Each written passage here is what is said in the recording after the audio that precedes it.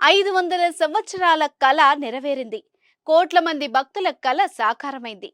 ప్రధాని నరేంద్ర మోదీ నిన్న అయోధ్యలోని శ్రీరామ మందిరాన్ని ప్రారంభించిన సంగతి తెలిసిందే. ఇక ఈ రోజు నుండి సాధారణ భక్తుల్ని ఆలయంలోకి దర్శనానికి అనుమతిస్తున్నారు. మరి రాముణ్ణి దర్శించుకునే సమయం, పాటించాల్సిన నియమ నిబంధనలు ఆలయ కమిటీ వెల్లడించింది. Gautam neuro care brain stroke, migraine, fits, brain and spine surgeries కి బెస్ట్ న్యూరో సర్జన్. జన్మభూమిలో దశరథ రాముడు కొలువయ్యారు. ఆ రాముణ్ణి కన్నులారా దర్శించేందుకు భక్తులు తప్పించిపోతున్నారు. జీవిత కాలంలో ఒక్కసారైనా దర్శించుకోవాల్సిన క్షేత్రాల్లో అయోధ్య ఒకటి కాగా, ఇప్పుడు రామయ్య కూడా కొలువు తీరడంతో దర్శనం ఎప్పుడెప్పుడా అని 1000 కళ్లతో ఎదురు చూస్తున్నారు భక్తులు. ఆలయ ప్రారంభోత్సవం తర్వాత ప్రతిరోజు దాదాపు 5 లక్షల మంది భక్తులు రామచంద్రుణ్ణి దర్శించుకుంటారని ఆలయ ట్రస్ట్ అధికారులు అంచనా వేస్తున్నారు. అందుకు తగ్గట్టుగానే ఏర్పాట్లు కూడా చేస్తున్నారు. మరి అయోధ్య రాముడి దర్శనానికి వచ్చే భక్తులకు దర్శన సమయం, నియమ నిబంధనలు ఏంటో ఇప్పుడు తెలుసుకుందాం. అయోధ్యలో సామాన్యుల దర్శనం కోసం స్లాట్ కేటాయించారు.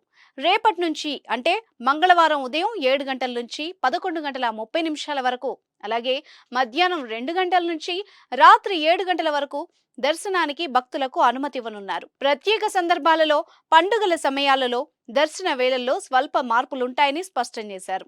ఉదయం 6:30 జాగరణ హారతి, మధ్యాహ్నం 12 గంటలకు భోగ్ హారతి, సాయంత్రం 7:30 సంధ్యా హారతి ఉండనుంది. భక్తులందరికీ అయోధ్య రామ మందిరంలోకి ప్రవేశం ఉచితమే, కానీ ప్రత్యేక దర్శనం చేసుకోవాలనుకునే భక్తులకు టికెట్లు అందుబాటులో ఉండనున్నాయి.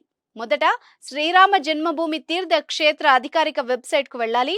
మీ ఫోన్ నెంబర్తో లాగిన్ అయిన తర్వాత ఓటీపీ ఎంటర్ చేస్తే మీ రిజిస్ట్రేషన్ నమోదు పూర్తవుతుంది. ఒకసారి లాగిన్ అయిన తర్వాత మై ప్రొఫైల్ కు వెళ్ళి మీ గుర్తింపు వివరాలు, చిరునామా వంటివి ఎంటర్ చేయాలి.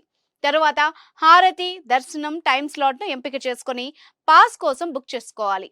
ఆలయ ప్రాంగణంలోకి వెళ్లిన తర్వాత కౌంటర్లో మీ పాసులు తీసుకుని దర్శనానికి వెళ్ళొచ్చు. దీన్ని మొత్తం ఆన్లైన్లో బుకింగ్ చేసుకోవాల్సి ఉంటుంది.